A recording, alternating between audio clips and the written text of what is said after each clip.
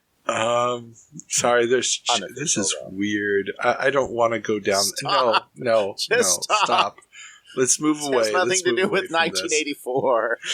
Yeah, but no, I mean, yeah, they are flailing, and, you know, education is kind of that one thing. It's like everyone's convinced they didn't try hard enough.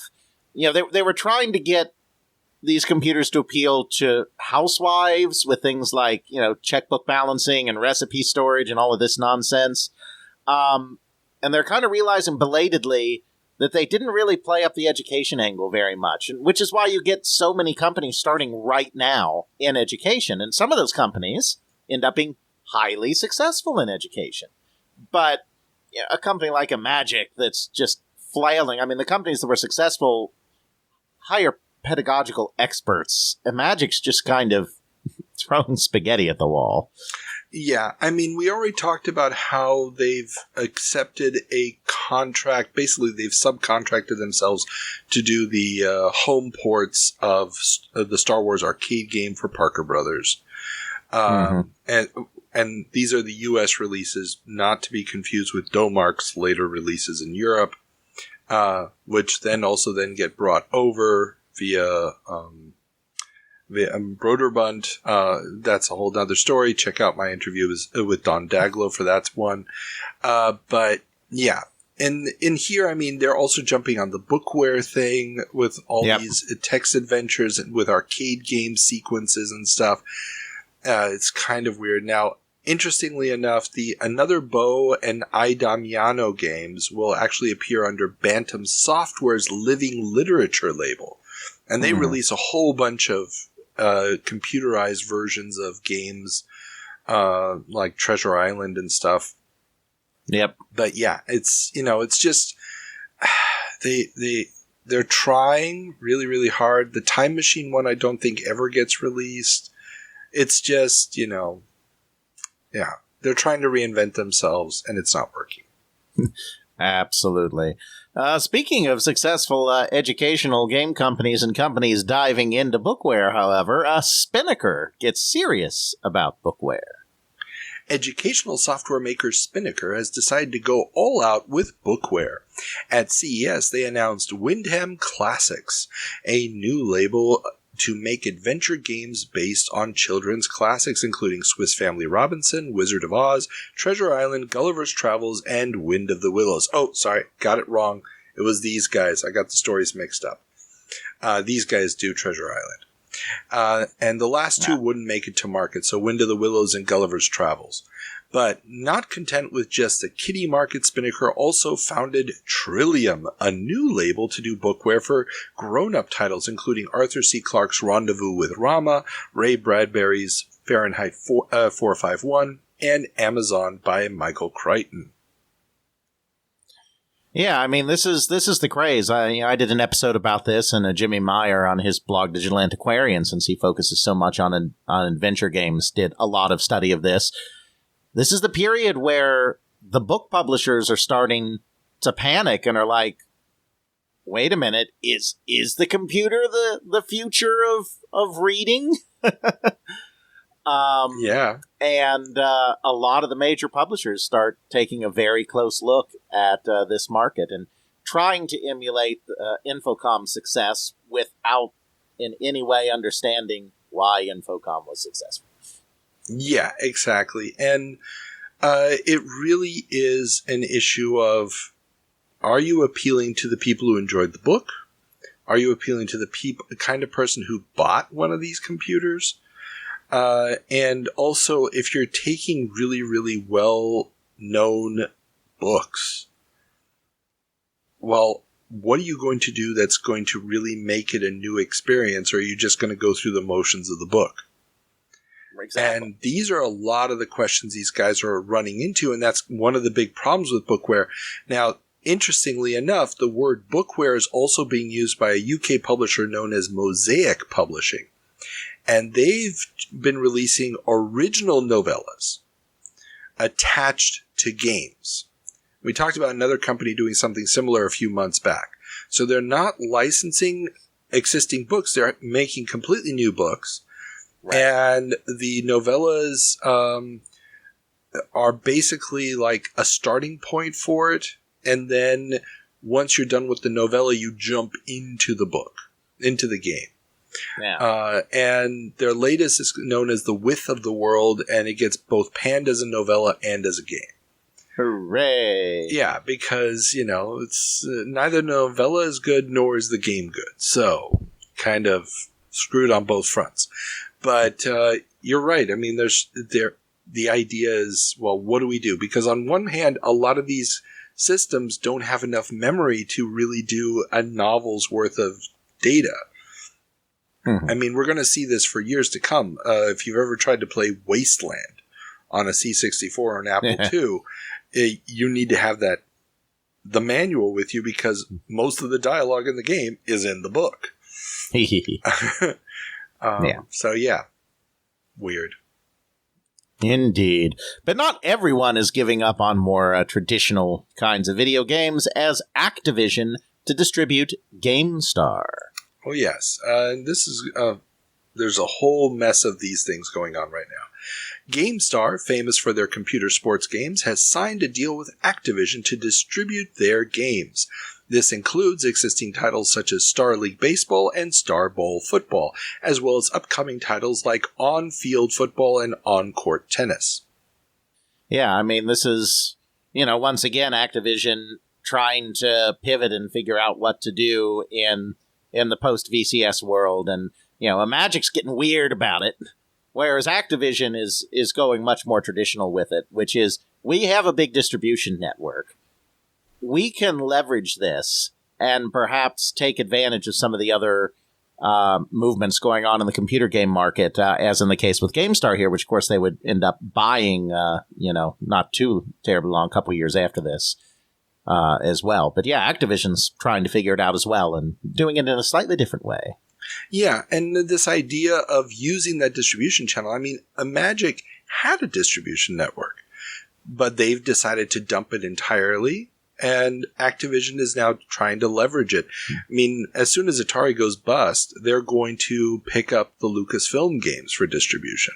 And so, yeah, Activision is doing this. They're going to get a GameStar. Now, the GameStar games are actually finally also going to get penetration into Europe through this deal. As friend of the show, Greg Fischbach is in charge of the international distribution of, international division of Activision at this point. So he's going to make sure that stuff gets into Europe and also gets ported. A lot of those Activision games are going to get ported to the European systems like the Spectrum and the Amstrad through this. And so I looked it up. If you look at the European releases of some of these GameStar games, suddenly the Activision logo is much larger than the GameStar logo, if you even find the GameStar logo on the packaging. And then what ends up happening is that Activision starts doing some of the distribution through Firebird, which is a subdivision of the BBC. No, British Telecom. British Telecom. Thank you. Knew it was one of those. BBT. Or something. BT. So it's going to be one of those, messed up things where it's like, okay, this is costing us too much. Who do we sub-license it to? And so forth. Absolutely. And that sub-licensing is starting to get a little bit lucrative in some corners as Boulder Dash license worth $1.3 million. Oh yeah, First Star Software, a subsidiary of Warner Communications, has sold the right to port their smash hit Boulder Dash to Microlab for $1.3 million.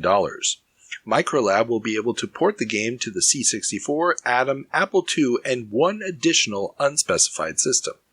This is groundbreaking price and follows licensing of the game to Exidy for use in their interchangeable arcade system. So, and the weird thing here, of course, is this is Warner Communications. Yes. You would think, they have their own line of Atari games for other systems. Why aren't they doing this? Because $1.3 million sounds like a lot of money when your company is losing three-figure million amounts every quarter, is what I'm guessing. Yeah. And those aren't the only rights getting traded around, however, as Thorn EMI gets Hessware rights. Human-engineered software out of California has signed a deal with UK media company Thorn EMI to have Thorn distribute their games in Europe. Hessware's US-developed titles will be brought to the UK, as will Minnesota Fat's Pool Challenge, even though that game is just a rebranded version of Hustler developed by UK studio Bubblebus, who will continue to sell their version. According to Thorn EMI's Lee Richards, quote, "It was included in the deal because we thought it was a particularly good game," end quote.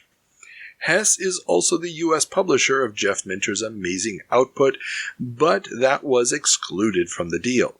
Thorn EMI plans to release the games at a premium price, at premium prices ranging from $9.95 to $14.95. Pounds, that is, for cassette games, and disc and cartridge games will be priced at £23. That is a premium price, all right. Oh, yeah. I mean, we've been talking about how the budget software publishers in the UK have been dropping the prices down to as low as $1.99. So, yeah, if you're going to try to sell people this is going to be a tough sell. But then again, the idea of U.S.-made software has a certain cachet in the UK at this point, as we talked last month about U.S. Gold. Still waiting for your Jeff Brown interview, Carl. As soon as he agrees to it, I contact. I get nothing because I want that interview so much. You have no idea. Yeah, if anybody out there listening knows the gent or can put in a good word for me, please do. Yeah. So now, on a side note of this, Thorn EMI, and for those not familiar, Thorn EMI, big media company in the UK. Also signed a deal to publish application software from Perfect Software in both the US and abroad after a failed bid to buy Perfect Software itself.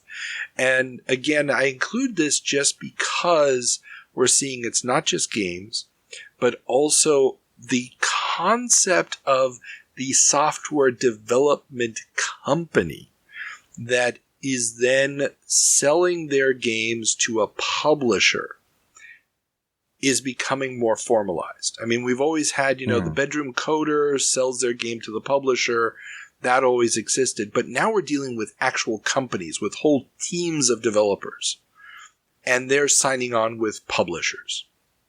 And this, I think, really is a sea change moment and creates a lot of the structure that we know today in the industry. Or do you think that this? Do you think this is something that was earlier in the system already, or is because it really feels like this is something new? Yeah, no, I think your analysis is on point here for sure. Yeah, and it largely I think also has to do with the simple fact that the distribution is getting more expensive. It's getting more complex. And, well, the next company we're going to talk about is in a similar boat. But one more side deal of this whole importing U.S. software into the UK and Europe in general. The trickle of U.S. software into the UK is turning into a flood. After Thorn EMI and U.S. Gold, UK publisher Cheetah Software also signed an agreement to bring Imagic games to Europe and port them to local systems like the ZX Spectrum. The first and only two titles will be Dragonfire and Moonsweeper. I only mention it because Cheetah's slogan is, quote, "Soft, we're not," end quote. It was just so ridiculous I had to include it. We also have State Soft bringing over First Star Software games like Boulder Dash. I mean, there's just a general recognition that the U.S. is doing it better at this point, and that's not really an indictment on the UK bedroom coder. they're working on more advanced systems and they're working with more resources. Is what it comes down to. Obviously, if the British kids were all using C64s with disk drives, they'd be able to do some of the same stuff. But the fact of the matter is they're not. So exactly. Sorry, I just have to think of the famous story of the Oliver twins winning a competition on TV, and then it was like, well, what we really need is I think it was a color monitor. It's like we already have the computer, but we need that color monitor because we can't develop anything on our black and white TV at home. It's like, yeah. The resources are there, and it's like that other story we talked about, the analysis of CES is like, yeah, these guys have venture capital. That's making a bit of a difference. Indeed. But it is not only the American-made software that is moving towards that premium price point as Ultimate snubs move to budget pricing. British developer Ultimate has decided to bulk the trend to ever lower... Bulk. Bulk. You're right. Buck the trend to ever lower game prices, and instead has raised their typical per game price of £5.50 to £9.95 for their latest release, Saberwolf. According to Ultimate, the price reflects, quote, increased development time, end quote. Yeah, and, if there's one company that can do this, it's Ultimate, because their output is just blowing away everything that is coming from other British software houses. Because that's the thing. I mean, yeah, there's a move to budget software for a lot of reasons that we've talked about, the increase in piracy being a big one, but the fact of the matter is, it's getting harder and harder to justify some of this bedroom coder stuff as full-priced games. Some of it's good, but some of it's just not. But Ultimate is able to set itself apart from all of that because their stuff is just so much better than streets ahead, you might say, of what anyone else is doing. Exactly. And it's, I think, also this pressure to keep making software with the lengthier development times and trying to get that premium price is going to basically push the stampers out of this market and into the console market within the next 12 months. I mean, yes, they will found rare within the next 12 months. Mm-hmm. And they will then be like, you know what? We're out of here. This isn't worth our time. Yeah. Now, granted, they will make things like Back to the Future on the NES and Who Framed Roger Rabbit on the NES. But it's not all gold. I have a soft spot for Who Framed Roger Rabbit. I can't say it's a particularly good game, but it's just one Jeff and I played a lot as kids because he owned it. That's kind of like saying I still love my mom, even though she kept whipping me with her broken beer bottle. No. I mean, there's worse games on the NES, Carl. Oh, I know there's worse games. But not by a whole hell of a lot, okay? Anywho, while Ultimate rises, other companies fall as Imagine sells game library. Imagine, the high-flying UK game publisher, has sold their software back catalog to Bo Jolly, a subsidiary of Nouveau Records. While Bo Jolly will continue to sell the Imagine games individually, they will also begin to release compilations, something that will become a trademark for the company. Imagine's latest release, Cosmic Cruiser, BC Bill, Arcadia, and Megavolt are excluded from the deal. Yeah. Just trying to milk whatever they can out of, doing budget compilation releases. I'm sure Bo Jolly paid basically nothing for it and probably got basically nothing from selling it. Yeah. Well, Bo Jolly is going to be establishing something that is going to become a very common practice in the European industry, all the way through the 2000s, which is the compilation of slightly older titles. Yep. I mean, hell, I've got a few of those lying around. And the last thing I bought for my Amiga was a Bo Jolly compilation of 4 games. Cannon Fodder, Chaos Engine, The Settlers, and Terminator 2, the arcade game. And so, I mean, this is a very, very big deal that's going to change the price perception again of the European market. We're going to see a lot of companies doing these. Always racing to the bottom in the European markets. Oh, yeah. Absolutely. Now some licensing news. 20th Century Fox licenses TV shows. In what will soon become a staple of the UK software industry, licenses to make home computer games for sale in Europe to 2 big US TV shows have been sold by Hollywood studio 20th Century Fox. UK publisher Bug Byte has purchased the rights to Automan, the recently launched show about a virtual man created by a computer programmer who fights crime, and an as of yet unnamed new game publisher has purchased the rights to The Fall Guy. This new company will be running a contest in Computer and Video Games magazine to determine its name. Steve and Richard Wilcox are the founders of the new company that plans to concentrate on licensed titles. And this company, of course, will be Elite Systems, which becomes one of the major licensed title houses in the UK. And along with Ocean, those were the 2 companies that basically established this whole idea of licensing IP and then just churning out game after game after game based on licensed IP. Exactly. Now, both of these games are pretty terrible. The Fall Guy game at least tries to be related to the material. Automan is essentially a super, super low budget take on Manic Miner and has nothing to do with the TV show other than the very poorly drawn title screen. But delightful. Oh yeah. These things are really, really terrible. Now, granted, it will get worse. Street Hawk.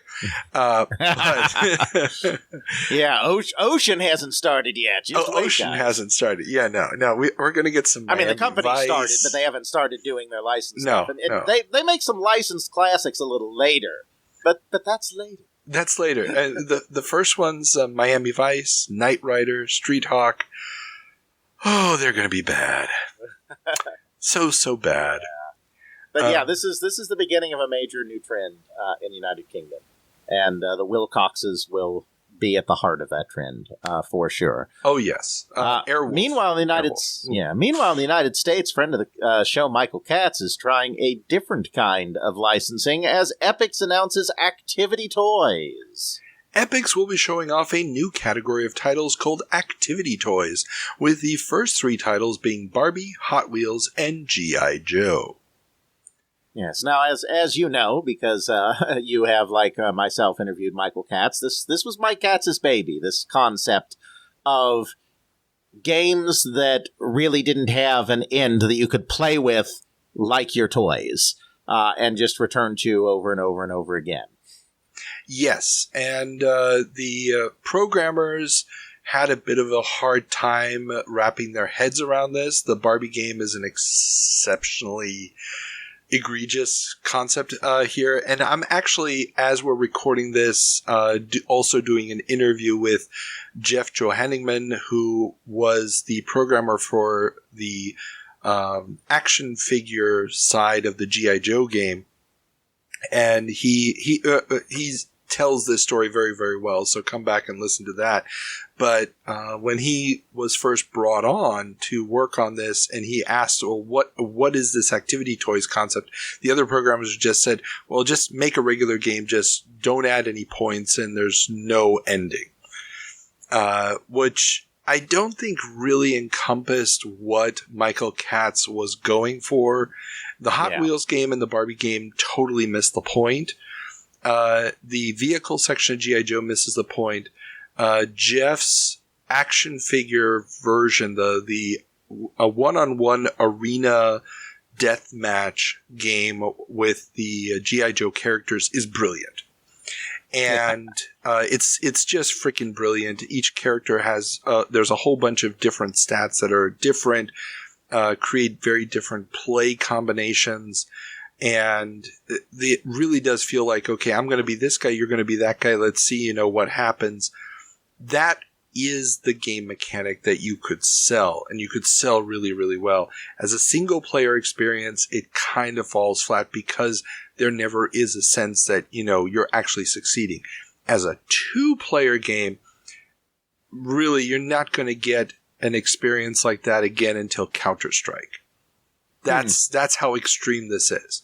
Because Doom, Unreal, and so forth, all the characters are identical. They may look visually different, but there's no stat difference until you get to Counter-Strike. Maybe there may have been something a little bit earlier. I don't know if there was a Rainbow Six game before Counter-Strike that may have done it. But until you get arena shooters where where the players can choose different characters with different characteristics, I don't know of another game that does this. And especially doesn't do it this well. And it leverages the fact that who these characters are through the cartoons, through the comic books, and so forth. So that even compensates for some of the graphical infidelities that are by nature part of the technological limitations. But okay, I've waxed poetically about G.I. Joe before. Is Epix paying you to market this game? Is it still on the market all these years later? No, it's not, and it should be. God damn it, it should be. Time to Kickstarter to crowdfund the remake. I completely agree. On board. Completely agree. Next, we have a story that we kind of hinted at near the beginning of the episode during our 7 Minutes in Heaven segment. Epix lets the Ruskies join in Olympic fever. While the USSR and other Eastern Bloc nations will be boycotting the Los Angeles Olympics, much to the chagrin of McDonald's, Epix, makers of summer games for the C64, IBM PC, Apple II, and Atari 8-bits, has taken it upon themselves to extend a hand of friendship to the boycotters and has sent their embassies samples of summer games. Ambassador Grachov, probably mispronouncing that, telephoned Epix's president and CEO and friend of the show Michael Katz and requested Atari 8-bit versions of the game to send to Moscow. The game allows players to choose to play as the USSR. However, they will not hear the national anthem of the USSR as they, I don't know if it was from ignorance or not, chose the anthem of the International instead of the anthem of the Soviet Union. Yeah. No idea why that decision was made. It would be an interesting question. And whether or not it was also that way on all the versions of the game. I don't know if the Atari 8-bit is the same. It tickles the back of my memory that this might have been mentioned in the making of article in Retro Gamer, but I'm not positive. It's been a while since I've read that article. Yeah. But yeah, and the interesting thing here is this doesn't get reported in any newspaper that I could find, but Epix does put out an extensive press release talking about this whole event and, how they played the game at the embassy and blah, blah, blah. And I even sent it to Michael Katz. I still keep in touch with him a little bit. And he thanked me for, it's like, he hadn't seen that in forever and stuff. And it was a cute little moment. And I just thought, there's some marketing freaking genius going on here, or at least an attempt at it to get some headlines for this game. And because they don't have the official Olympic license, they cannot. No. Officially call it an Olympic game. There's no Olympic ring showing up anywhere. That's the good folks at Atari. Exactly. Who snapped that up. Interesting little marketing story there. Not dissimilar to what was done with Tetris. Playing on the kind of Cold War rivalry and computer games bridging the divide, kind of the same kind of marketing stunt in a way. Next up, it seems that Wizardry gets enhanced. Surtech has announced that an enhanced version of their Wizardry RPG will be coming to Apple II machines. The enhanced version will support the Apple mouse and will automatically recognize the 128K of RAM in the 2C line of machines to improve the operation of the game. The new version will still run on older Apple II machines. And this one I'm including for two reasons. One, it's one of the very first examples of a game that's automatically recognizing improved hardware conditions in an age where you basically assume the machines are always identical. So this sort of is this modern era of let's see how pimped out your machine is and this smart recognition of it. And second, well, we just got a new update of Wizardry, so I thought that this was a nice parallel 40 years later, since we now have a brand new version of Wizardry 1. But yeah. So, just this idea that the Apple II is beginning to become, or is supposed to become, this open platform that's constantly evolving, which is what we saw with the 2C launch party called Apple II Forever. And it's going to be a precursor to what we're going to see on the PC as soon as, all the games come out. It's like, well, there's one set of graphics on the disc for your Hercules. There's one set of graphics on the disc for your CGA, one set of graphics for the EGA. And, the program can recognize it. Yeah, no, that is all very interesting. Kind of one of the very first, if not the very first, remakes, to take advantage of newer hardware, which I would distinguish from ports. I mean, obviously there have been a lot of ports, and some of those ports have been enhanced when they've gone to a more advanced machine. But this is one of the first times where they're like, hey, we're going to take the game you know and love and just jazz it up a little bit. Exactly. And the fact that one of those jazzing up things is the incorporation of the mouse. Yeah. That's a real big one. Indeed. Meanwhile, move into productivity software as EA wants to help cook your books. Oh yes, Electronic Arts continues to make waves beyond games with both their financial cookbook and easy-to-use financial management package and their music construction set program getting reviewed this month. Yeah, and, this is another kind of sign. And, Activision always gets all this flack because they're like, Activision's so dumb. Activision went into home productivity software. Ha, ha, ha. Well, guess what? Electronic Arts did it too, and they did it fairly extensively. This will not be the last thing they do. Yeah. It's, this is kind of the reaction. It's more of the fallout. It's like, oh, shoot, we never did figure out what people want to use their computers for, other than playing games. And, oh, shoot, that big console market just crashed. I don't think games are going to sustain us forever, even in this home computer market. And so you have companies that are actually seriously, for the first time, looking at, okay, what can we actually make in the home that'll get people excited? And as you said, earlier in this very episode, this is also made possible by the fact that we're finally getting standardized platforms. We've had the shakeout happen in the home computer market. We've had the 2 or 3 victors. And now the big software companies can start working on building software that is useful on those particular platforms that came out of that. Exactly. And, EA is using their resources appropriately. It's the idea of, they got the producer trying to help out, cajole you to go down the right path, and make the tools available to you, because this financial cookbook thing is being led by a guy who's actually written stuff about finance.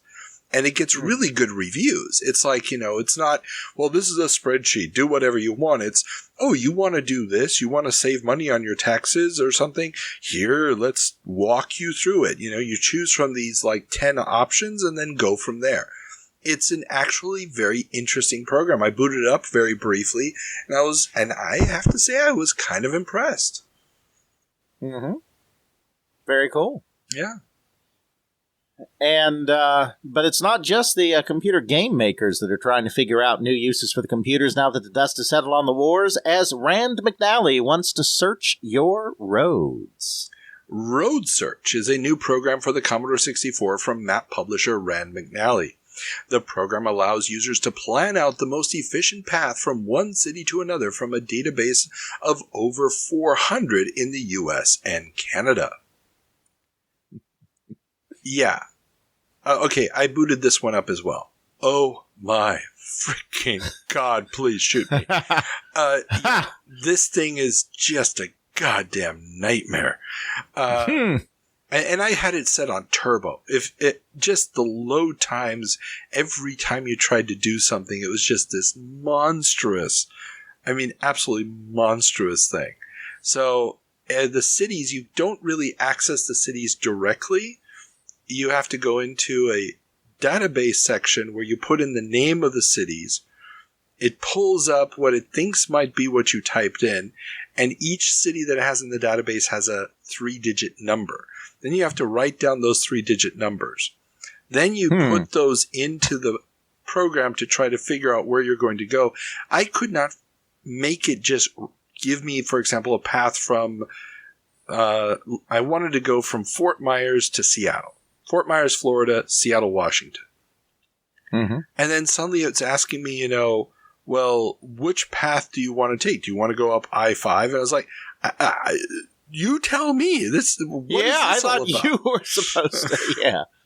Oh, no. And every time you wanted to change something, it had to access the disk drive, and it just kept loading and loading. Now, the reviewer at the time actually was like, oh, this thing is great. Obviously, they may have read the manual and knew what was going on, but this is way, way too early for what it's trying to do. Yeah, they'd also never seen Google Maps. Well, that's true, too. We are, 40 years later, very, very pampered and spoiled. Indeed. But, as we said, the computer market is consolidating, but that doesn't mean all of the losers have necessarily given up quite yet, as Osborne, remember them, goes budgets. Computer luminary Adam Osborne is back after the fall of the Osborne Computer Company with Paperback Software, a company that will publish low-cost, impulse purchase application software. Osborne's slogan, quote, "Adequacy is still sufficient," end quote, will be the guiding principle. What a slogan. Yeah, it's like... Wow. It does the job. It's the slogan that will inspire Microsoft Works. So,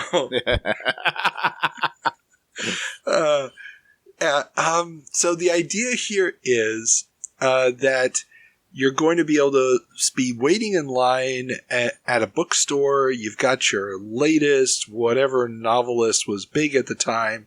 And as you're walking out, you will see a $15 spreadsheet program sitting there on the shelf, and you'll be like, you know what? I need a spreadsheet at home. And you'll buy it. You're going to take it home with you. And will it be the most powerful software in the world? No. But given the price, the average user will get their money's worth out of it and will do what they need it to do. And this is Paperback Software is going to start launching a lot of these products. They're going to end up getting sued by Lotus over similarities between the interfaces and ultimately lose in 1990 in a decision that's almost immediately going to get overturned a year or two later when Lotus sues Borland for the same on the same grounds. And the court then is like, yeah, you know what? Just because your interface looks the same doesn't mean that it's a violation. So it's one of those issues of, how many ways can you do the buttons for a spreadsheet? A spreadsheet is a spreadsheet is a spreadsheet. Just because you laid out the buttons the same way, the number look and feel, Carl. Look and feel. Look and feel. It's basically not going to last very long, but it will. The decision will be what ends up killing Paperback Software. Unfortunately. Yeah, it's it is what it is, unfortunately. And it's sad because, in a way, his idea is not a terrible one. I mean, let's face it, how many of the more advanced functions of Word or Excel do you ever need? I mean, you could probably get by with a version of Works, even today, for most people would get by without a problem. And Works was a popular product for a very long time for that reason. Mm-hmm. Yeah. Oh, well. Indeed. So, we will end our look at the computer news with a little bit out of Deutschland as 64 magazine interviews crackers. Oh yeah, computer game piracy is not new, but the massive proliferation of both machines and knowledge about how to use them, and increasingly easy access to online connections, has given birth to cracker groups. These groups that specialize in breaking copy protection schemes and subsequently distributing games, more often than not with intros and often after reworking code to make the game tighter and more storage space efficient, have begun to proliferate around the world. Germany is no exception. 64er Magazin, a German magazine dedicated to Commodore computers, sat down with some of them to discuss how they work. Some of the big reveals is that the members they spoke to are all students. They rack up some serious phone charges sending programs back and forth. They have already begun cracking games that haven't been released yet. For example, they had Commodore's International Soccer 6 months before release. And they are unafraid of the authorities as they lack the technical skill to pass as fellow crackers, and some of the U.S. crackers they know have already been picked up by professional companies. There is also a trend towards even more sophisticated copying programs that allow users without any technical skill to copy games without cracking the anti-piracy code, something that the crackers frown upon. Now, Carl, I know you're, living in Germany right now and all of that, but, we prefer to be called white Americans, okay? That is just offensive, all of this reference to crackers. When I first read it, I had to remind myself that's really what we used to call it back in the day. And until I moved to Florida, I had never heard the term cracker before. So there's a lot of things one isn't exposed to until they move to Florida. Oh, you have no idea.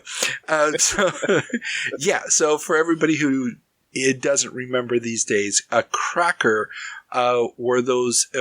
it was different from a hacker. Hacker was originally the concept of somebody who was just really good at writing cool code. Later on, it gets the overtone of somebody who breaks into computer systems. Crackers were the ones who would crack the copy protection on programs so that they could then be distributed. And, so the cracker groups, and there's going to be a ton of them. Some of them are still active today. Groups like Fairlight, for example. And back in this point in time, there's, GCS, the German cracking service. Eagle Soft is a big one out of the US around this time, and so on and so forth. And, these guys are really sort of on the cutting edge of file transfer technology, the massive distribution of software. Blue boxing is also something that a lot of them are doing in order to avoid those very expensive telephone charges. And this interview is one of the first, and it's really a topic that U.S. magazines almost never touch upon. The U.K. magazines also almost never touch upon, but we've talked about it here before. The German Amiga magazine, Amiga Joker, has a monthly one-page column just dedicated to the cracker scene. These guys are interviewing them, and it's something that the Germans just don't seem to worry that much about. They sort of accepted that this is part of the computer gaming culture. And this is one of the very first that I found on the topic, and it really is quite insightful, because when they start talking about, now these guys are developing programs so just anybody can break a copy protection. What the hell is that all about? Where's the sport in it? It's like, it's ungentlemanly, that kind of thing. And it's really kind of cool in that sense. But, and that's why they all end up, once everybody can do it, it's no fun anymore. And so they switch to making demos. And I find I wish someone would write that book. I mean, I'm not the person to write this book. It needs to be someone in Europe that can move very easily amongst communities in multiple countries, Germany, the Low Countries, Scandinavia, etc. But there is a fascinating book to be written about the crackers to the demo scene to some of the most prominent AAA developers to come out of Europe in the last 20 years or so. Like this entire continuum from the crackers all the way to things like Battlefield 1942.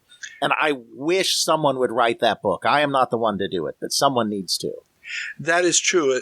And I mean, a lot of those guys are still active. There's a couple of websites that keep track of current cracking activities. I mean, a lot of the old C64 games keep getting new trainers added to them and new cracked versions that are constantly being fixed or reworked and so forth. And that is a scene that I think there's so many resources available, but you're right. Somebody just needs to sit down and do the interviews, gather the data to write that book. Mm-hmm. And it would be sad if we missed out on it because so many of those guys are still active to this day.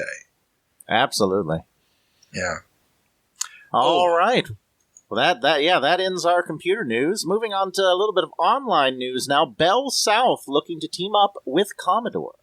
Communications Daily reports that Bell South, one of the regional telephone companies that arose from the recent breakup of the U.S. telephone monopoly AT&T, is negotiating with Commodore to market its home computers as part of a 3-city field trial to test distribution of customer premises equipment used to access a variety of electronic home information services over phone lines. Bell South already has an agreement with Control Video Corporation to market special $50 modems to access CVC's home video game services. Yep, we keep seeing these kind of stories, both in our 40-year jumps and in our 30-year jumps. The telecommunications companies can tell that something new is coming along, and it might not be there yet, and we might not have a solution yet, but we want to make sure that we're involved and they're big enough that they have the money that they can throw at every last little thing. And they probably know most of these things are not going to pan out, but they know they need to be in the conversation. And if we look at the broadband market today, that sure was smart of them to just throw money at everything back in the day, because it did make sure that they became, the infrastructure for all of this stuff in the modern day. Exactly. And it really is a question of, put as many bets as you can on that roulette table, because if you do hit the jackpot, you are going to hit it big, because you're probably cover the spread. You're probably going to own a whole mess of patents alone later on. And so, it really is a big, big deal. And it's kind of cool to see, the idea of doing the custom equipment. And for those who are not patrons, you haven't heard my interview yet with the founder of the Games Network, the great project that never was, Mr. Dunlap. But this idea of we're going to do it with custom hardware, that is basically a dead end. There's no point in doing that. Find existing hardware that you can piggyback on. And I think that that's really where this is going. And Control Video Corporation, we've talked about them before, they will evolve into a little company called AOL. And this idea of $50 modems, at this point, they're still talking about games for the VCS. Obviously, that's a no-go. Right. But, get that technology in there, somehow build up the infrastructure. You can always switch platforms later on. But those telephone wires are not changing. That's right. And it's not just the infrastructure companies that are getting exciting, because there's some e-commerce stuff going on here as well, as Mail Order Pro makes payments easier. San Carlos, California-based Professional Publications has released Mail Order Pro, a credit card payment processing software which, for just $695, allows mail order companies to process credit card payments in just 6 seconds by connecting them with a database of credit lines that is updated daily. Mm-hmm. Yeah, and this one I included because, like you said, everybody feels that there's something with this online thing. That we talked about the guys who are thinking about, downloadable music. We've got, games online. And you're gonna have to do these payments somehow. And also, you still have a lot of people trying to do mail order software. If you can, and another story that we don't talk too much about here, but it's all over the press for the last year, is the potential rise of teletext. Mm-hmm. That, piggybacking of text screens on television broadcasts. It's never going to be a deal in the US. In Europe, it's going to be huge. So if you can maybe advertise your product over teletext and, put in a number, and then somebody calls that number and is like, yeah, we'll mail you a copy of the discs for this program or whatever, you're going to need this kind of payment service. And by making the payments available with this fast processing using the data channels, you're suddenly making smaller companies much more agile and able to compete. Because $700 for this service is nothing in the greater scheme. So I just thought it was very interesting and needed to be added to all this. And another little side note, there's 2 new online services. This gets reported in InfoWorld magazine that are going to give everyday users access to the airline booking system, which so far has only been available to travel agents and the airline companies. So, this is a very, very proto version of Travelocity or something along those lines. But again, like you said, it's in the air. Everybody feels like there's a telecommunications revolution about to happen. Yep. It's too early. But, everybody's like, oh, we got to stake out some ground in this turf right now. Again, everybody, if you're a patron, go check out my interview with Mr. Dunlap about Games Network and what happened there. You won't regret it. Indeed. Now, briefly, we turn our attention to the world of publishing as Telematch gives up on consoles. German gaming mag Telematch, which has been dedicated almost exclusively to console games, has seen the writing on the wall and given up, renaming itself Telematch Computer Software Magazin, or Telematch Computer Software Magazine, because, according to this month's editorial, 90% of readers have moved over to computers. I mean, it's not like their console market was very big to begin with, but yes, I mean, Is there any more sign? Do we need any more signs that the crash has happened and it's happened everywhere? Because even though there's still a thriving game market in Europe, obviously, fueled by all of those computers coming out of Britain and out of Commodore, the consoles were all American made by this point. I mean, yes, I know there were some on the low end that were Hong Kong creations that were marketed by various European companies, including Germany's own Intertone. But for the most part, it was those American consoles, and that business is no more. Exactly. And this is the thing that they're not even trying, the users are not trying to hold on. They're like, okay, we're done with this, let's move on. And exactly. It is a very, very big deal that they're simply like, okay, we give up.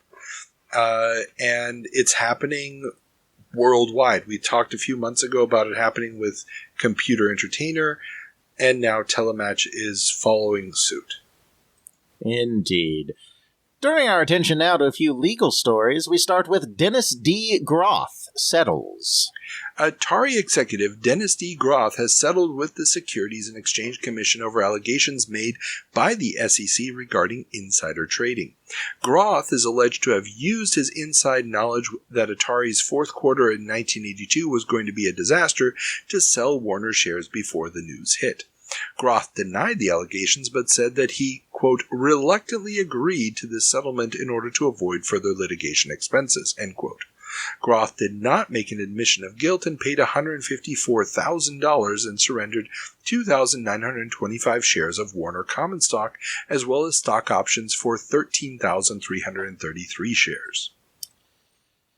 Now, sadly, I have interviewed Dennis Groth, and I did not have the guts to ask him what was up with his. He probably would have answered it. But I just didn't want to rock the boat, and it wasn't as important to the Atari story as other things. So I let that one lie when I interviewed him. Oh, you pansy. I know. Not asking the hard-hitting questions. If I had to guess, though, it's probably similar to Ray Kassar's situation, because Ray Kassar has claimed that he had a prearranged stock sale, and he claimed he tried to cancel it. Who knows if that's true? But he claimed he had a prearranged sale, and, I assume that Groth probably claimed something similar, and the thing is, both of them, they sold so little stock. I mean, and yeah, you could argue that they were playing it safe by only selling a little, hoping that way they wouldn't get caught. I mean, you can say that, but also it's like, would they have really risked all of this to sell that little stock?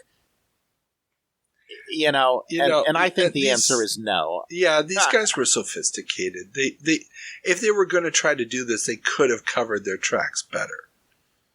Exactly. And, I believe even that, like, Kassar, I think, even reported what had happened, like, internally, and then they reported it at the SEC. Like, the SEC didn't have to come to them. They, like, preemptively reported that it happened. Yeah. So, it looked very bad. Now, you want to talk about what looked really bad is you want to look at Stephen Ross's sale of Warner stock in the 9 months leading up to that announcement. According to Master of the Game, the biography of him, I think that's where I got it from, but it doesn't matter. The point is, Steve Ross sold way more Warner stock. Now, it wasn't right before the announcement, which is what happened with Groth and Kassar. It was like literally like days before, which is why they got in trouble. But man, Steve Ross was dumping Warner stock like crazy in early 1982. Why does that not surprise me in the least? Indeed. The book is called Master of the Game for a reason. Mm-hmm. So, it's an interesting story and worth reporting on, but I imagine at the end of the day it was a whole lot of nothing. The fact that they let them settle without even having to admit guilt, they were probably like, fine, whatever, Yeah. I mean, Atari has suffered enough. Exactly. Meanwhile, Taito settles with Intex. Toy maker Entex has settled with Taito over Taito's claim that Entex violated its rights to Space Invaders with its handheld alien shooter game. Taito had been seeking $1 million in damages, but after Entex filed for bankruptcy, the court determined that the firm only had 21% of what it owed, so Taito only received $210,000 and an option to take over Entex's building blocks division. Yeah, this is clearly Taito being like, this whole thing has gone belly up. If we pursue this in court, we're going to get nothing. So let's just settle up with the bankruptcy court and stand in line like all the other creditors. Exactly. There's nothing to get out of this anymore. Just walk away. Walk away. Indeed. In legal regulation news, FCC gives Sanyo go-ahead for antennaless TV. Yeah, so Sanyo Manufacturing Corporation has successfully argued that their new low-cost display devices that can only pick up 1 or 2 channels and are meant for use with cable TV, home video, or video game devices should not be regulated by the All Channels Act, the 1962 law which orders all TV sets sold in the USA to be able to receive both high-power and low-power TV signals does not apply, according to the Federal Communications Commission, to Sanyo's new product, as it is not intended to receive over-the-air broadcasts anyway and should be considered a video display device. The decision did split the commission, though, as it was 3-2, and the dissenting commissioners were not happy. They believe that the ruling violates the spirit of the act and could do serious harm to the nation's low-powered broadcasters, as cable companies are not required to carry them as their high-powered stations. Commissioner Mimi Dawson, who voted with the majority, did express some concerns, though, when she said, "We may be looking at the day when terrestrial TV is in very serious trouble." You don't say. Yeah. And this was an interesting one because I had never heard of this law before. And it was one of those things where if you're not in the U.S., and if you're not of a certain age, vintage, the idea of the UHF versus VHF broadcasts doesn't make a lot of sense to you. I mean, if you're in Europe and you have the state-run broadcasters as your foundational TV stations, you don't really have this question. But in the U.S., it's divided into the high-powered broadcasters, and then there's also lower-powered broadcasters with a smaller regional coverage area. And I still remember this off the old TV sets, like my grandfather had one in his kitchen, where you had 2 dials. You had one big dial with, channel 2, 3, 4, 5, and whatever. And then you had another second dial with like 100 channels on it, where you would receive these lower powered stations. And the idea of trying to open up the market to smaller players. And if you've ever watched the classic Weird Al Yankovic movie UHF, it's about one of these lower powered stations. And if you haven't seen it, what's wrong with you people? Go out and watch UHF right now. Because Conan the Librarian. Come on. Who doesn't love that? And so, so this idea that if you start to proliferate devices that allow you to watch alternatives to the traditional television, and we've talked about this many, many times on the show, how VCRs and video games are the first time that that you can do something with a TV set other than just sit there and allow programming to come to you in a linear fashion. If you start now massively selling devices that can't even do that old function, but only these new functions, that does upend the content creation pipeline as we know it today. And this quote, "We may be looking at the day when terrestrial TV is in very serious trouble," also means that these new sources are not regulated by the FCC. Things like the equal time rule, which still existed at this time, that wouldn't apply. Content regulations about sex and violence would not apply. I don't know, something that might be big in the headlines right now, like foreign interference through secret payments to the content creators, would not apply. All of these big questions, all this very regulated avenue for creating information transfer to the masses for somewhat orderly democratic society might collapse.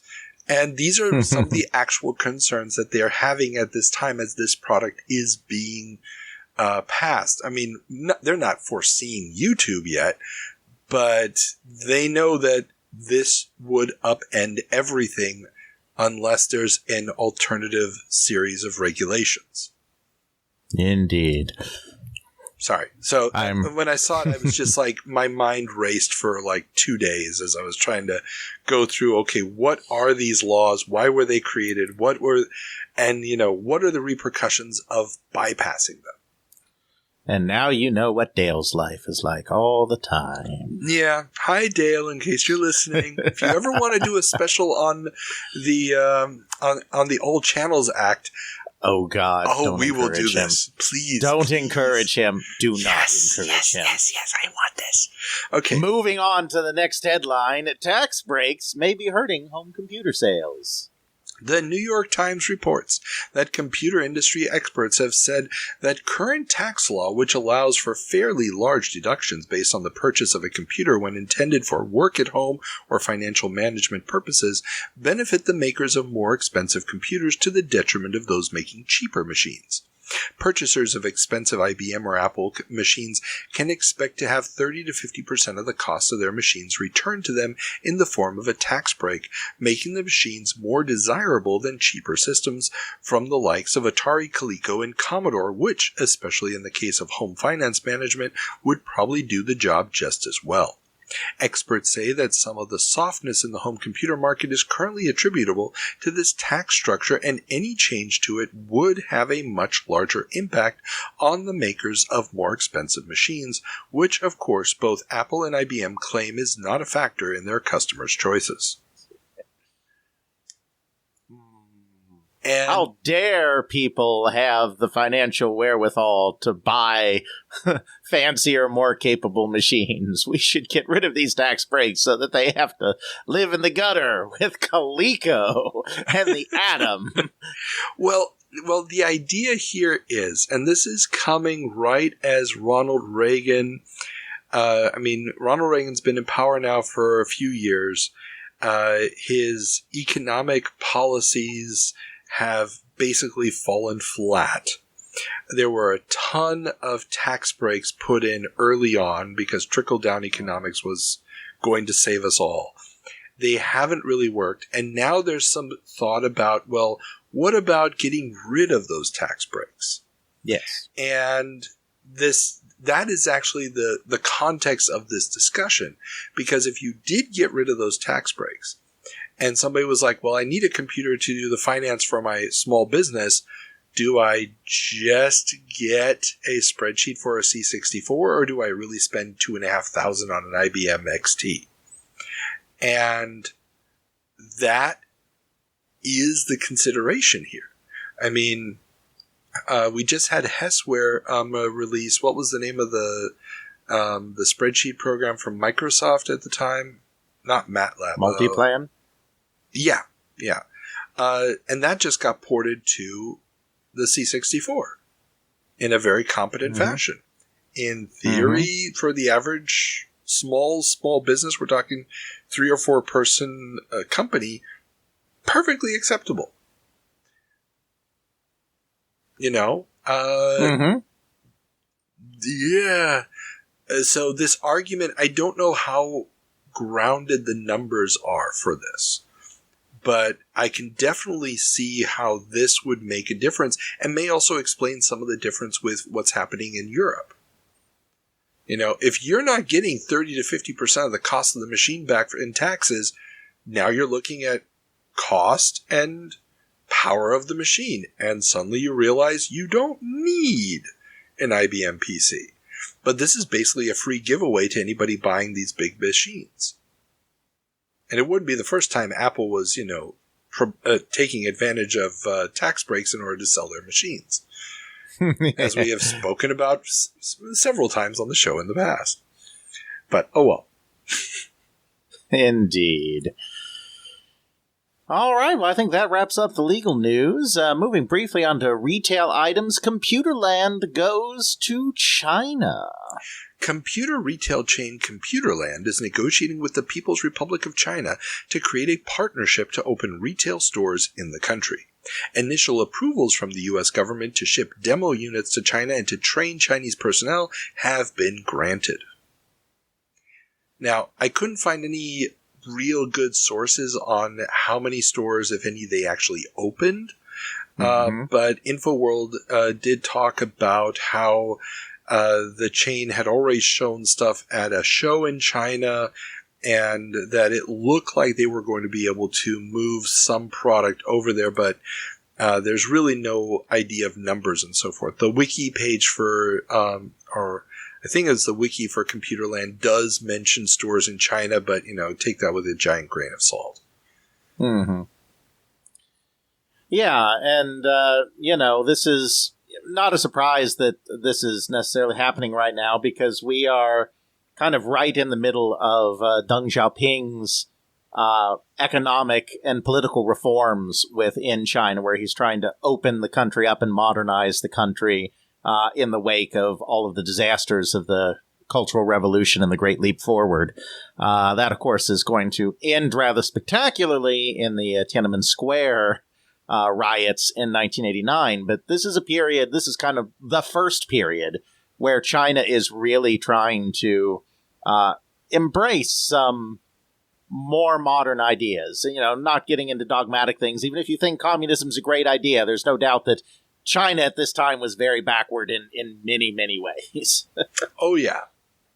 Yeah, this is really a moment when, and we've talked about it also, where the U.S. is pushing this idea of moving China into the forefront, because we also have the ongoing trade disputes with Japan. And, replacing Japan as the source of cheap manufacturing with China is something that, a lot of people in the U.S. government and U.S. industry are seeing as very much in the vein of protecting U.S. Interests. So, yeah, I mean, it makes perfect sense at this point, and now the question is it actually, what are the effects, and what does this look like? And the one thing that they do talk about is that this is going to have to become a joint venture with a Chinese company, because, well, you're not allowed to own anything as a foreigner in China at this point. All right, that about does it for retail news. We're almost there. We end, as we always do, with a few miscellaneous pieces, starting with Laserdiscs are coming to Saturday morning. Don Bluth's Dragon's Lair and Space Ace Laserdisc games are coming to Saturday mornings. Dragon's Lair will be a half-hour show at 10 a.m. on ABC, while Space Ace will be an 11-minute short sandwich between Donkey Kong and Q*bert on CBS's Supercade block from 9:30 to 10:30. Animation duties will be handled by Ruby Spears Enterprises, which has been doing a lot of movement into video game properties over the last year or so. Oh yeah. And much to the chagrin of some, the quality of animation will not be as good as what was on the Laserdisc. No. Don Bluth Productions Ruby Spears Enterprises is not. No. But I will admit, I never saw the Space Ace shorts, but I was a big fan of the Dragon's Lair cartoon. It captured my imagination as a kid, mainly because it brought back memories of seeing it in the arcades, but also because it had this weird little thing where the cliffhanger when it went to ads was, what will Dirk do? And then, it was like, well, he could do this or he could do this, but he did this, which was the right solution type of thing, which was a nice throwback to the show.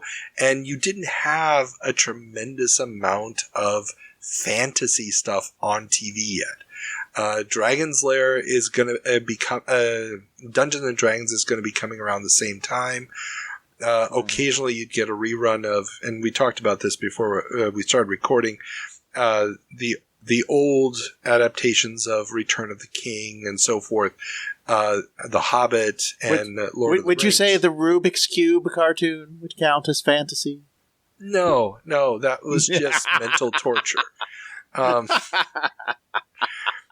That was a bunch of kids who had been hit on the head too hard, and they didn't really understand what the Gazoo character from the Flintstones was. Yeah, that was just bad on every level. But it's this high fantasy or low fantasy or whatever you want to call it thing that's percolating through Dungeons and Dragons and the Conan movie and all this other stuff, and He-Man, of course. And so just seeing more of it on TV as opposed to more teenagers solving mysteries with an anthropomorphic animal in tow. Yeah. Well, and it's really Dungeons and Dragons that's driving this, because in the early 1980s, Dungeons and Dragons becomes huge amongst kids. Yeah. Middle school, and in some cases even younger. And obviously there is a specifically Dungeons and Dragons cartoon, but I think the general move towards fantasy in Saturday morning is got to be that general influence of Dungeons and Dragons. Oh, definitely. Definitely. I mean, Dungeons and Dragons, even if you never played it, you knew about it. You saw it everywhere. Everybody was talking about it. But yeah, that cartoon show, I mean, that just made it permeate an age group that would have never otherwise known about it. I mean, I was maybe 6 or 7 when I first saw that cartoon. I would have been about 7 when I saw the cartoon for the first time. And I mean, the concept of the game and the dice and the books would have not been an option for me. Right. But this show, suddenly that name is burned into my mind. When I finally do get around to playing D&D, when I see those first novels, it all makes perfect sense to me. I understand, I grasp the concept of the orcs and the mages and the dragons and all this other stuff. And I think it was Don Bluth also said that about the Dragon's Lair cartoon, that the game probably wouldn't have had the life that it did without the Saturday morning cartoon. That makes sense. That makes a lot of sense. I mean, as big a phenomenon as it was, virtually nobody spent a whole 20 minutes on that game. Right. Exactly. But if you're watching it every Saturday morning, and then later on it became part of the USA Cartoon Express, Dirk is even in one of the intros and the bumpers where you see all the characters and stuff for quite a few years. And that idea and that permeation through that repeated show, even after the game's zenith had passed, just made it a touchstone. So years later, when it was finally available on home computers, everybody wanted to keep playing it. So, absolutely. Our next miscellaneous story, Zap, The Rise and Fall of Atari, reviewed. Scott Cohen's book, Zap, The Rise and Fall of Atari, gets reviewed by the New York Times in their June 24th edition. The book chronicles the rise of the company, Nolan Bushnell's exit, and the subsequent collapse of the stock price in 1982. And how did they find the book? They actually really liked it, but they're very much seeing it as from the point of view of, the peppy startup destroyed by the big corporation, taking all the creativity out of it. And I have to admit, I never read the book, but I did read the last 2 chapters. And the last chapter is really just an epilogue. And that's literally how it reads. It's, Nolan Bushnell flying over the valley in a plane, and his restaurant is there, and he's got his new startup, his incubator with all these new great ideas, and nobody knows what's going to happen to Atari because the stock has collapsed and the home computers are taking over, blah blah blah blah blah. And it's important, at the time this was published, they probably didn't know what happened in 1983. No, they didn't. And no, look. I, of course, have read Zap, and I think it's fantastic for what it is. Kurt Vindell and Marty Goldberg always poo-pooed it and said it was terrible, that the author fabricated quotes, which there's no evidence of that I can see. And, and Al Alcorn doesn't like it because they didn't talk to him, which makes him salty about it. So it has flaws. Like, it is not the story of Atari. It is not the final word on the rise and fall of Atari. the early sections are based almost entirely on interviews with Bushnell. And so you get the Bushnell version of early Atari, which, has liberties. And as you said, nobody knew what happened in 1982.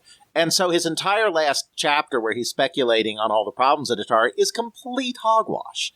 But in between the Nolan Bushnell in early days and the collapse, there's a lot of insightful information there that doesn't appear anywhere else that comes from interviews with people who were there, including Don Osborne, who, of course, was never interviewed retrospectively historically because he died of a heart attack right in the middle of all of this. So, he wasn't alive for that. But Cohen interviewed Osborne, and there's a couple of block quotes from him that are very good. And I don't know why Kurt and Marty always said, he made up his quotes, because, every single quote from a person that has also been quoted someplace else, they say the exact same things that they've said in other interviews decades later. So, if Bushnell, a lot of what he's saying isn't true, but, he's consistent. If Bushnell is saying all the same things he said elsewhere, if these other people are saying the same things they said elsewhere, then why would we believe that these quotes were made up? I don't find that credible. So Zap is a fantastic resource for historians. It is not a fantastic resource to understand the rise and fall of Atari. But it is a valuable resource for historians. So I like it, but, as a researcher, not as someone who wants to go out and find the final word on Atari. And that makes perfect sense. Because it really is a snapshot in the middle of a very turbulent time. And this is why, they're looking at it. It's like I said, June 24th. They're reviewing it, and it really does come across as, the story of Silicon Valley. It's about, this new idea of constantly new ideas and innovations, and the people who are powered by venture capital. And given that this is 1984, it's, the business suits with the shoulder pads, the power brokers, big money deals, and, take lots of risks type of thing that we're going to see throughout the movies of the 80s. And that idea is really taking off at this point in time. The book really does feel like that. Absolutely. Next up, Steven Spielberg finds permanent home at Universal. What must be a bit of a downer for Warner head honcho Steve Ross, Hollywood wunderkind Steven Spielberg has decided to call Universal his new permanent home. Yeah, of course, this is in here because there is a lot of speculation, credible speculation out there that Ross bending over backwards to do that sweetheart deal on E.T. was part of his longer con to get Ross to leave Universal and make Warner his permanent home. It was never going to happen because, Sid Sheinberg was Steven Spielberg's mentor. He plucked Spielberg out of obscurity and gave him the opportunity he needed to show the world how amazing he was. And there's no way that Spielberg, at this time, obviously he goes off on his own later, but at this time was going to leave Sheinberg. There's no way. Yeah, exactly. But Ross did try. He did. And this is why it's like, it didn't quite work out for you, but, hey, what are you going to do? And indeed. So, yeah. What's a few $100 million in losses between friends?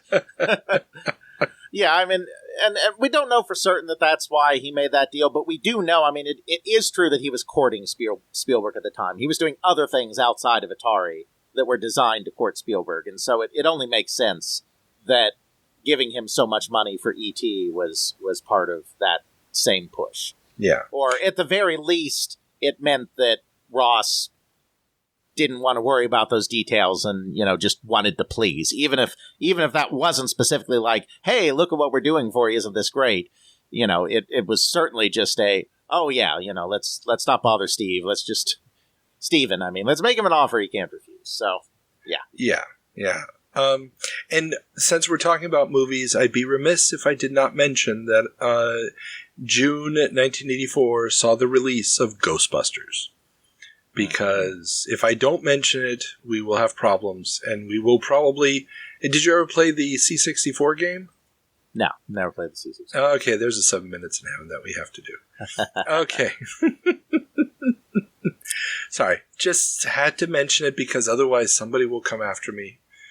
Can't talk about the 80s and not mention Ghostbusters. Absolutely. And we will end this episode, as we often do in this time period. We're almost through the crash, but not quite. We will end with another one of our RIPs. This time, RIP Dragon 32. Dragon Data, the company responsible for the Dragon 32 and Dragon 64 computers out of Wales, has announced that they are going into receivership. The initial plan is for GEC, one of the major investors in the company, to continue to market Dragon's new professional computer and will acquire a license to make MSX machines using the Dragon name. Tandy, makers of the Trash 80 color computer, which is compatible with the Dragon 32, will take on the service and software support for the machine, but has no plans to continue the Dragon 32 or 64 and is considering a purchase of the Welsh manufacturing facilities.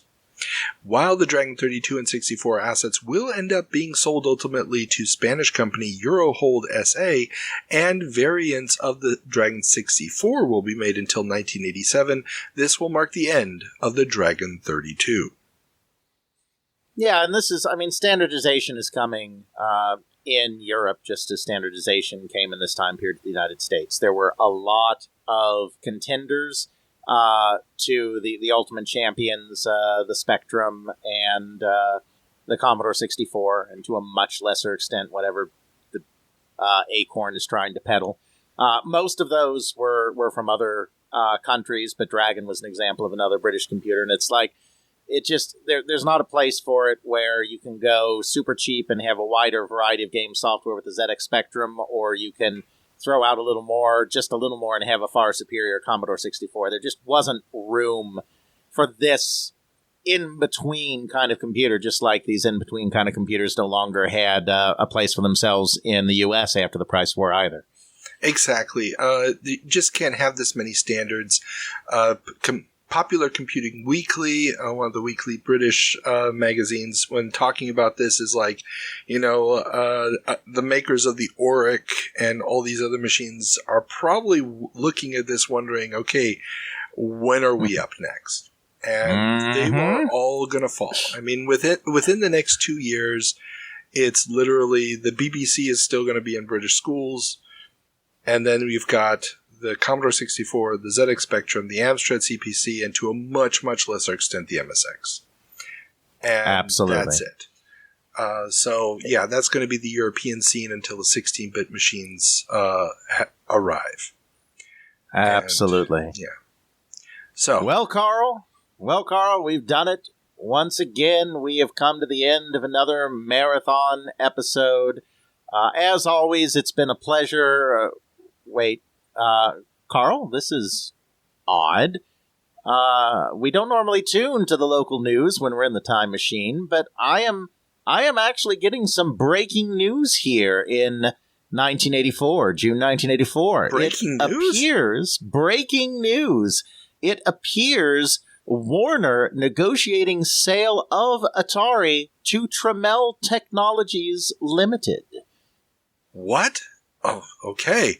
The LA Times reports on June 30th, 1984, that Warner Communications Incorporated is negotiating to sell much of its Atari subsidiary to Tramel Technologies Limited, the company of Jack Tramel, co-founder of Commodore, and its former CEO, who was ousted back in January.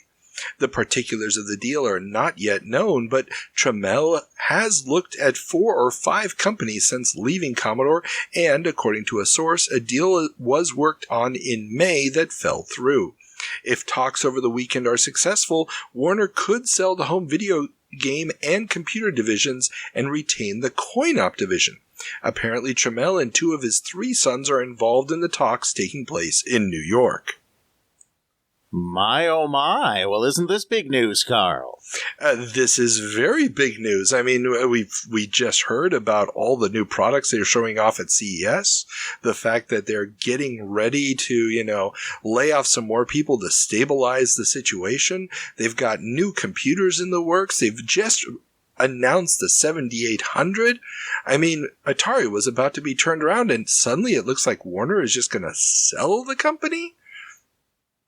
Oh, what could all of this mean? I'm flabbergasted. Absolutely. I guess we'll find out if this gathers any steam when we take our little trip back to July of 1984 and see what happened over that first weekend of July. Yes, it will be very, very interesting. Now, so just so everybody understands, in this news report from the LA Times that then gets repeated through the Associated Press, they asked for comment from Warner and from Jack Tramel and from Tramel Technologies. They don't get any. If you've listened to my interview with Leonard Tramel, you'll know that. Who was the son not involved in exactly. He is going to be pulled out of his academic career in order to, all hands on deck. We need yet more Tramels to handle this situation. And what would that be called? Would that be called an attack of Tramels? Like a murder of crows, a pride of lions, an attack of Tramels. Would that be about right? I don't know. I think Jack is going to keep the attack slogan just for himself. This is going to be more like meaning no disrespect at all to none Tramels whatsoever, or to Leonard, who is a friend of the show. But it had to be done. It had to be done. Just a bit. Atari needed the reset, but you really do get the feeling that the people at Atari had no idea that this was happening, and Warner is just doing it behind their back. No, that is entirely true. Morgan was completely kept in the dark. The first, I mean, he probably read the newspapers and probably saw, these reports, but the first he knew of a sale is when the Warner people brought him in to sign the documents as CEO of Atari, for the sale. This is hard. And the fact that there was apparently a deal already worked on in May that fell through. I'd love to know exactly what that was, or what the conditions would have been in comparison with these conditions. Because I got a feeling that if the deal fell through in May, Jack got an even better deal in July. Well, I didn't read the article itself. I just read your summary. But was it that there was a deal worked on for Atari in May, or that Jack had a deal in place for another company? No. There was a deal between Tramel Tech and Atari. Gotcha. And he apparently also already looked at several other companies as purchase. Yeah. I mean, he got ousted in January. He starts Tramel Technologies. We talked about it just a couple months ago. Yep.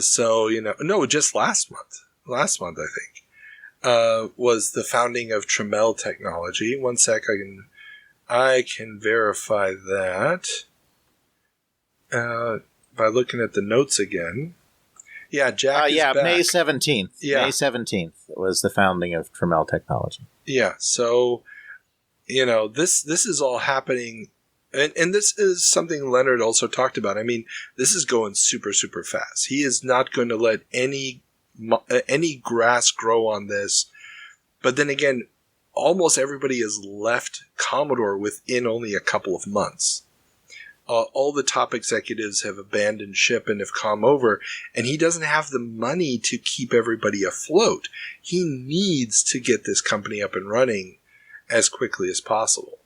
So it makes sense that he probably would have gone after Atari almost immediately, and they couldn't work it out then, but... Well, I think Warner approached him through... Well, we can talk about all this in July, but... Warner's investment bank approached Jack about whether he would be willing to take on the company. But yeah, that's a talk for another episode. This one at this point is actually, other than our little finishing touches, well and truly done. That is no more breaking news. Exactly. There's just stuff that will be broken. So, Okay, quote of the month. Computer Entertainer reviewed Pitfall for the C64. Quote, when new, back in 1982, this game was a revolutionary use of the Atari 2600. In a literal translation to the much more advanced Commodore 64, it's cute but rather bland when compared to other games available for the system. And I like this quote just because it plays to a lot of the stuff that we've been talking about this episode, about how this new generation of computer games is getting so much more complex. Lords of Midnight, Saberwolf, Summer Games. There's just possibilities that even the ColecoVision or the Intellivision could have never even dreamed of. And computer games are going to give us a new layer of sophistication that may not be as technologically advanced as what coin-op can produce. I mean, it's not going to look like Xevious, but it's still going to be far more complex. And the expectations are different. The market is different. The type of players are different. And Activision is porting all their games. Let's see how that works out for them. Indeed. But they will shift. Ghostbusters is coming. So, okay. With that being said, that is really the end of the line. Alex, remind everybody where they can find your No. I have one last duty. I always have one last duty. Oh, you're right. Oh, this whole breaking news thing has really gotten me completely out of whack. Thrown us off the routine, yes. What is the word of the episode? Well, Carl, for the longest time, I wasn't sure what this was going to be. And when I say for the longest time, I mean not until the last probably half hour or so. But then our good friend, never met him, but our good friend, Mr. Adam Osborne, showed me the way. The word, or a phrase as it often is, of the episode is adequacy is sufficient. Because whether that's true or not, that's the message that everyone is sending at this time. Whether it's people saying that we should get rid of tax breaks and people should be happy with their cheaper computers, or if it's Sinclair saying that there's no QL, so the good QL software isn't coming till next year, but that's okay. You should still buy our system now. And Magic going after these silly little educational games. Spinnaker going after bookware. Everyone is kind of making the decision as they retrench and try to recalibrate as we hit the nadir of the crash here. Everyone has made the decision that we can no longer go for outrageous quality. Adequacy is truly sufficient. So the word of the episode is sufficient. Or perhaps adequacy. Adequacy. I like adequacy. But I usually do a phrase instead of a word because you can That's encapsulate true. so much more in a phrase. Yeah. I've changed the rules a little bit. I dig it. I totally dig it. So, with that being said, please remind everybody where they can find your wonderful work. As always, my other podcast, They Create Worlds. You can find our main website at theycreateworlds.com. The podcast is at podcast.theycreateworlds.com, as well as through all major podcast outlets, and now on YouTube as well. The complete catalog has been uploaded, and we will be uploading new episodes as they come. Just audio, but it's there as well for those that prefer it that way. And as a reminder, as I mentioned earlier in the episode, we will be doing our big live stream where we do show our faces. The one time a year we show our faces. and record a big 3-episode extravaganza back-to-back on D&D and video games. That will be on the 12th of October. Very, very cool. And remember, everybody, if you want to support the show or get early access to our interview episodes, first part of what will probably be a 3-part interview with Graham Bayliss is up right now, as well as my interview with Larry Dunlap about the rise and premature fall of the Games Network is also up there for you to enjoy, as well as the video version of our 7 Minutes in Heaven segments. And, well, with that being said, if you do have any comments, drop us a line. Like I said, all the links are in the show notes. And everybody, have fun. The 7800 is expected to retail for $7,800. No. No. Oh, no. That is... Wait. I need to pull up the article here again. It's named the 7800 because that's how expensive it is. $7,800. We need to sell these to save the company. So that's right. Oh, wait. Where's the price? It's in this article someplace. No.